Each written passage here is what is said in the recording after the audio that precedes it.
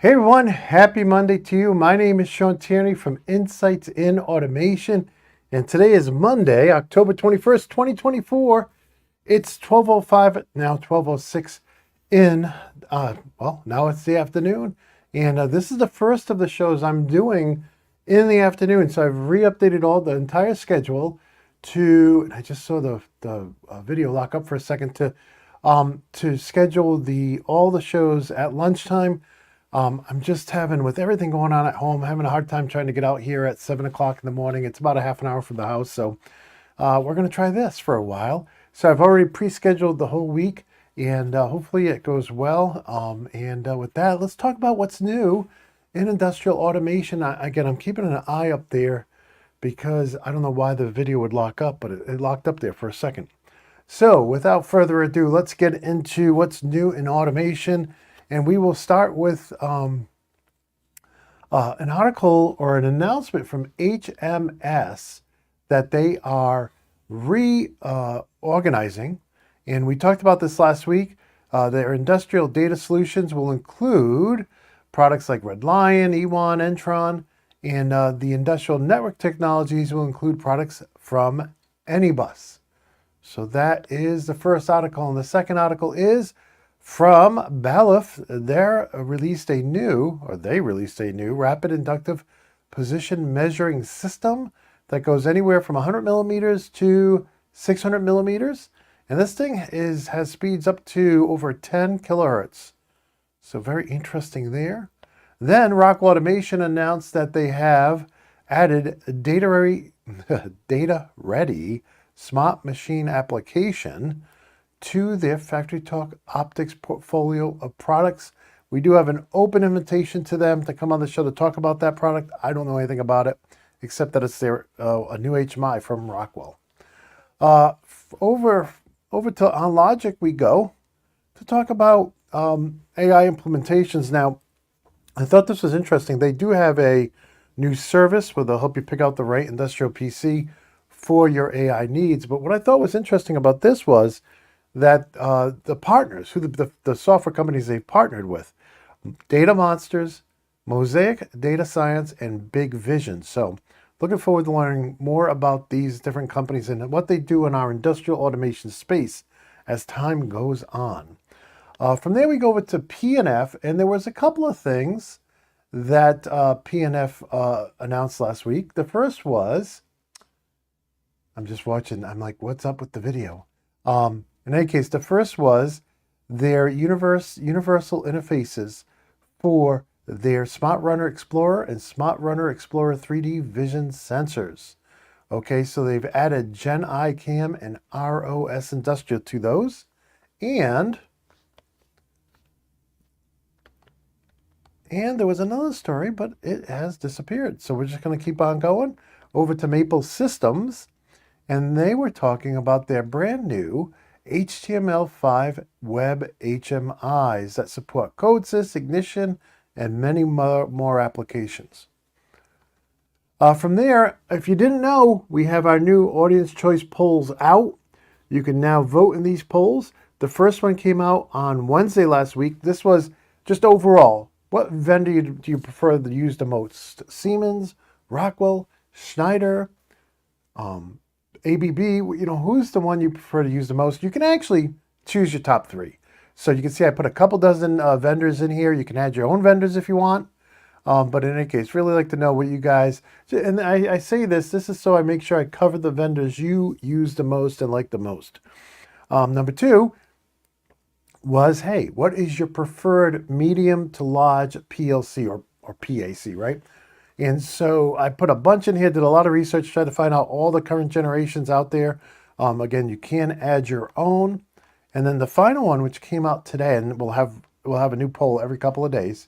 But the final one that's out already is, what is your preferred distributed I/O platform? So if you're working with very large companies like the Siemens, the Rockwell, the Schneider, and others, they have multiple platforms, right? And so, but then again, there's some controller agnostic platforms out there, from third parties. So, sometimes people prefer those, like IFM. I know a lot of you out there, because you told me you're using IFM. So what is your preferred distributed I/O platform? It'll be very interesting to me to see, who's doing IP20, who's doing IP67. So please vote in this poll as well. And from polls, we go over to shows. And so the latest show we had, well, these are the news shows, okay? So this is a link you'll find over at theautomationblog.com. You'll also see the playlist at YouTube. This shows you all the news shows we've done. We're over 250. Well, tomorrow will be 251. So we can expect that tomorrow at 12:05 for the members only, and then 12:30 for the public show. Okay, and of course you can watch them all after the fact. Then for the automation show proper, you can see here that we recently had Mox's, this is a public episode, Mox's Wi-Fi 6 access points and clients. That was really fun to work with.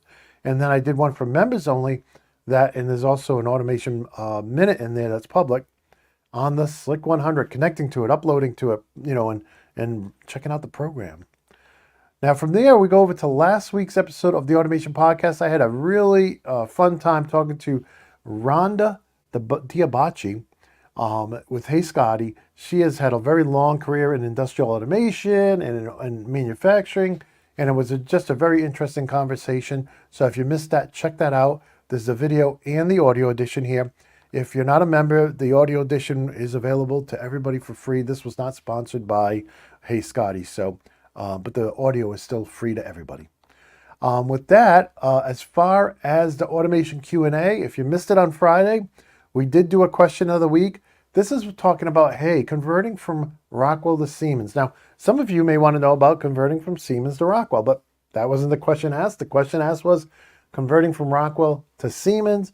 And the question was, how do I convert my program? What hardware should I pick? And what do I do with AOIs?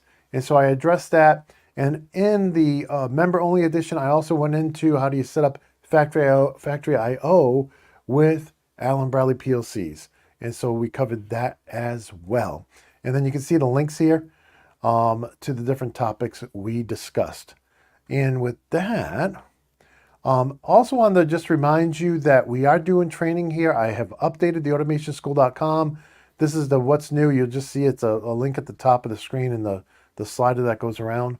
But I have added new pictures here for the Allen Bradley courses I've done. Did 4 of these. Also just caught up 4 courses on the Siemens. So, excuse me. So I got pictures from that stuff as well. If you know anybody who needs training, if they're looking for in-person, of course I have all my online courses. But if you know anybody looking for in-person training with Allen Bradley or Siemens, PLCs or HMIs, please have them get in touch with me. We do $900 a day with lunch for up to 4 people. So typically you can train 4 people here with me for 4 days, less than it would cost you to send one person to other people's courses. So I think it's a great deal, and I customize it. So I cover the topics you want to cover. If there's things you don't want to cover, we don't cover them. The other thing too, and I also, for those who already have been, don't have the online course, that's like an extra that I include with the in-person training. So when you leave here, I make sure you're enrolled in the online courses. So if you need to come back for a refresher, you can always do that. You'll have access to the online courses. So that's included as free. With a lot of these courses, that's a $200 per student extra bonus you're getting. So like $800 free for spending $900 to get, and $900 includes lunch too.